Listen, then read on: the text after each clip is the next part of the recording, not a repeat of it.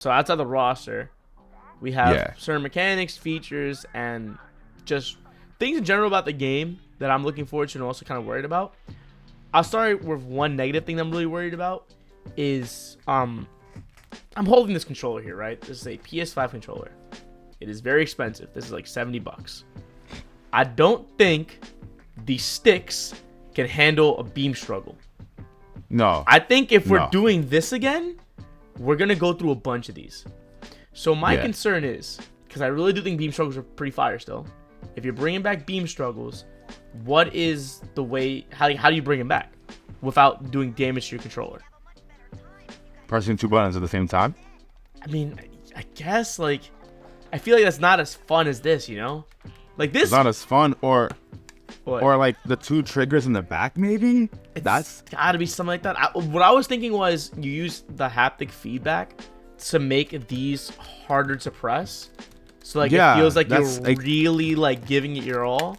Because if it's just loose doing this, it's not that fun. But if it's like you're fighting against like the controller, that actually feels like an actual beam struggle. Except on Xbox, you don't really have an equivalent. It's just gonna have to be. Smack that. That's what I'm Like worried about. Like, what is like the way to fix that? Because I do think you don't get rid of it.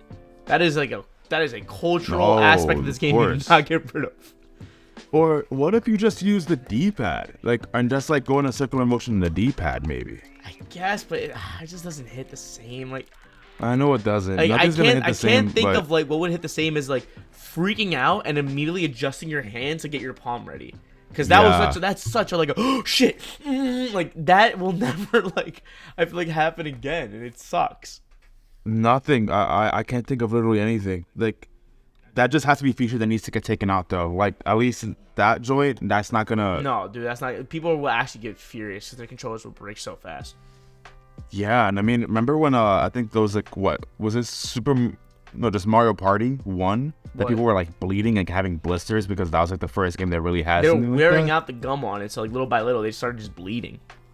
Yeah, dude, that's crazy. I'm not trying to do all that. I don't think that issue ever happened with Dragon Ball, but like it definitely didn't. Because I think the PS2 and like the controllers that came after had better padding on the stick, and those controllers were cheap as shit, so they can take that. They can take all that like 360 stuff, no problem. They are cheap. Did you ever felt like a PS2 controller like? It feels like just a chunk of plastic. Like it just feels like. Dude, I feel like I could throw that. Oh, easy. Pick it up. Easy. Like, oh, I'm still running Gran Turismo. Like it's not like a problem at all, bro. Yeah. These like have weight to them, and there's so much going inside the controller that I feel like any small drop and it's screwed. Yeah, it's effed up. Which is like still better overall than those PS2 controllers, but damn, I truly don't know, but I'm willing to make that sacrifice if they can just make a better alternative. And I think you're right. I think just the two haptic is the best thing I can think of for now. Triggers. At least for a PS5 exclusive, maybe, and that like makes it more enticing to get a PS5 version of it. I don't know. Yeah, but I know you were telling me that you're also having some like concerns about like how online play could be too.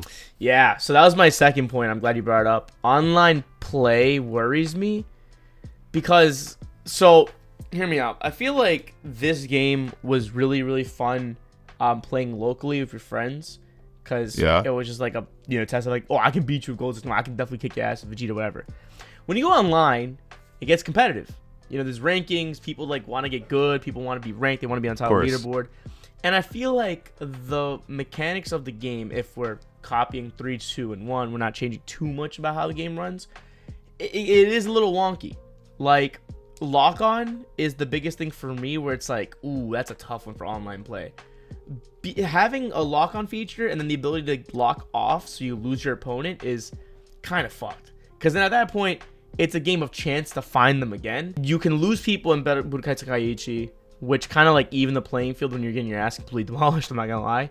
But it's also a lot of randomness into the game where it's like, fuck, where is he? I can't find him. And that kind of throws it off a little bit, especially considering how there's going to be people online with terrible internet connection. I feel like looking for someone when it's lagging is going to be a bitch.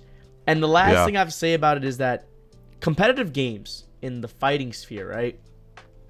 In the FGC community, every fighting game that you can think of that's popular, that has main tournaments, they usually have like a slightly 3D or 2D effect where it's kind of like you're on the same kind of plane, moving left and right, up and down, right? I've never seen, and correct me if I'm wrong, I've never seen a fighting game community online and in local tournaments that's huge, that has a like pilot's POV from the character. And if you were to play locally at these tournaments, that screen would be split in half. Half the TV is one POV of a person like flying through the air and pilot, trying to find the other person. The other one's the same thing too. And I feel like that might be hard to push for a competitive fighting game with online support. I definitely agree. I can't imagine. The only game that comes to mind, I mean, I guess a bunch of other 3D anime arena fighters like come to mind as well. But like, Ultimate Ninja Storm kind of like has everything in one screen, but it's definitely disadvantageous to at least one character. Like, it's gonna focus more on one character, like the character closest to the screen versus the person's further away, and that's not a really good alternative. Like, especially because in Budokai Tenkaichi 4, you can get really far away. Yeah. From someone, so that's not gonna work out. And yeah, that's anything split screen is gonna, or anything that involving. You're right. Anything split screen with like a 360 dome where like there's a not limited, but a very long space between the characters. That's fucked. Because Naruto was split screen, but at least like you said, the stages were small. Like the characters didn't feel too far away. You can still see everything, kind of like dash. And that's not gonna happen in this. Hell no. These stages are massive. Crazy big. You can hide behind a mountain and charge up. Like, yeah, exactly. I can't see that working out in the FGC or online like competitive play, which is why I feel like this game is probably gonna still fall underneath a fun party game you play with your homies, or just obviously single player like solo stories. And that's sort of why I also think that you can't. Like, I know a lot of people are worried about the DLC aspect of it. Yeah. And I think me and you are both like, DLC is going to happen. Yeah, let's be honest. Come on. They know it's going to be a cash grab if they do it. Right. But I don't think it'll be as bad as everyone may think it'll be. Like, I don't think it's going to be like $5 for one character. Oh my God. And it's only. Hell no. But that's how Fighters was. Yeah, but this game has a lot more Ultimate. characters. If you're selling me like adult GG for $5, I'm like, get the fuck out of here.